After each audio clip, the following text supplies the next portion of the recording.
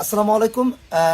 প্রিয় দর্শক, আপনারা জানেন যে আজকের জুম্মার নামাজ শেষ অবস্থায় একটা 53 মিনিটের দিকে সাতক্ষীরা একটি ভয়াবহ ভূমিকম্পের শিকার হয়েছে সাতক্ষীরাবাসী।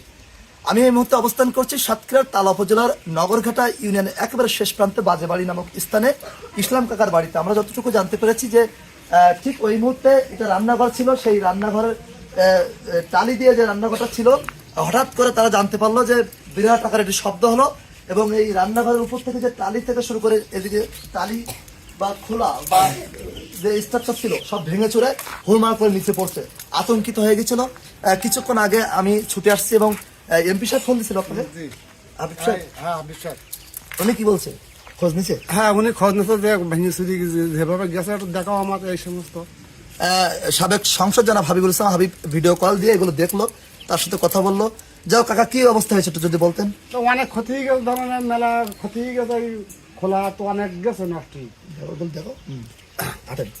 অনেক খোলা নষ্ট হয়ে গেছে, মনে করেন এইটা কখন হয়েছিল? এই মনে করে জুম্মার নামাজের পরে। জুম্মা নামাজে পরে? জুম্মার আচ্ছা, নামাজের পরে। এইটা ক্ষতিগ্রস্ত পাশাপাশি কি আপনাদের কোনো আঘাতপ্রাপ্ত হয়েছে? না আমরা তোমার কোনো আমরা ওর ভিতরে ছিলাম না, আমরা বাইরে এসে দৌড় মেরি বাইরে এসেছিলাম। ও আচ্ছা আচ্ছা। বাইরে আসার পরে থেকে সব ঝাপ করে পড়ে গেছে। তখন আপনি তখন মসজিদে ছিলেন না? হ্যাঁ আমরা মসজিদে ছিলাম। বাড়িতে কে ছিল? বাড়িতে কেউ ছিল না, বাসায় কেউ ছিল না? চাষিমা কোথায় গেছে? ওই নামাজ পড়তে গেছি। ওরা তো নামাজে আলাদা যেত। বাড়িতে আসলে কেউ ছিল না, এটা আল্লাহর রহমত যে বাড়িতে থাকলে অনেক সময় দুপুরের শেষ পর্যন্ত রান্না বান্নার কাজে অনেক সময় ব্যস্ত থাকতে পারতো। আমরা মসজিদ থেকে এই জন্য ঝাপ করে পড়িয়েছে। জি জি, এই জন্য আমরা দেখতে পাচ্ছি যে নগরহাটা ইউনিয়নে যতটুকু জানতে পারছি এই মুহূর্তে একটি পরিবার সবচেয়ে বেশি ক্ষতিগ্রস্ত হয়েছে, এই রান্নাঘর সহ।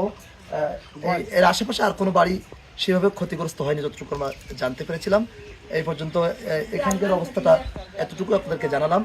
সাতক্ষীরা তালা উপজেলার নগরঘাটা ইউনিয়নে বাজেবাড়ি নামক স্থানে ইসলাম কাকার বাড়িতে মূলত এই ক্ষতিগ্রস্ত বা এই ভূমিকম্পের শিকার এই পরিবারটি হয়েছে। যা হোক, অন্যান্য জায়গার কি অবস্থা সেটা জানতে পারলে অবশ্যই আপনাদেরকে জানাবো।